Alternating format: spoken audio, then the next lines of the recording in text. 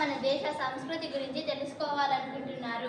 ఎందుకంటే 10,000 సంవత్సరాల చరిత్ర ఉన్న మన దేశంలో ఎందరో విదేశీయులు ఎన్నో మతాల వారు దండయాత్రలు చేశారు, దేవాలయాలు ధ్వంసం చేశారు, ఎంతో దోచుకుపోయారు. వజ్రాలు, మనులు, మాణిక్యాలను తమ దేశాలకు తరలించుకుపోయారు. కానీ మన సంస్కృతి చెక్కుచెదరలేదు, భారతీయం భద్రంగా ఉంది. అందుకే మన దేశంలో చదువుకున్న వారు అంటే విదేశీయులు ఇష్టపడతారు. ఉదాహరణకు అమెరికాలో ఉన్న చాలా పెద్ద సంస్థలకు మన భారతీయులే సారథ్యం వహిస్తున్నారు. పెప్సీ సంస్థ పగ్గాలు చేపట్టింది మన భారత మహిళ ఇంద్రా నూయి. గూగుల్ సంస్థ CEO సుందర్ పిచాయ్ మన హైదరాబాద్ వాడే. ఇలా 176 మంది CEOలు మన భారతీయులే ఉన్నారు. విచిత్రం ఏమిటంటే ప్రస్తుతం అమెరికాలో ఉన్న డాక్టర్లు 38% భారతీయులే, 36% నాసాలో సైంటిస్టులు భారతీయులే, 12% సైంటిస్టులు మనవారే. అంతేకాదు, కంప్యూటర్ రంగానికి రాజధాని అయిన సిలికాన్ వ్యాలీలోని కంపెనీలలో 35% మనవాళ్ళు ప్రారంభించినవే.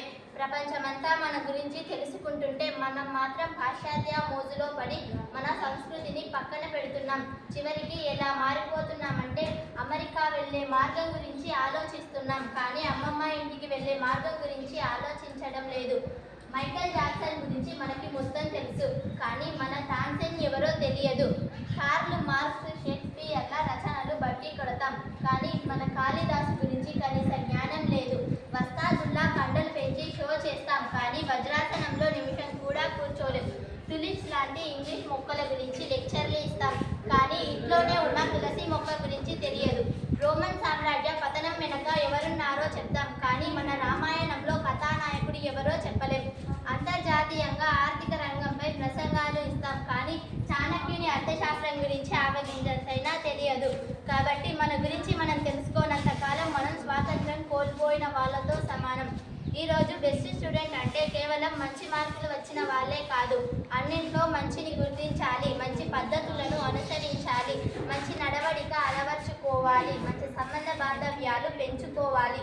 కేవలం డిగ్రీలు ఉన్నంత మాత్రాన ఉద్యోగాలు రావు, ఆ రోజులు పోయాయి.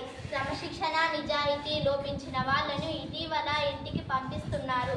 జీవితంలో మనం ఎదగాలంటే విలువలు చాలా ముఖ్యం. విలువలతో కూడిన విద్య ఉన్నప్పుడే మనం నెంబర్ 1 కాగలుగుతాం.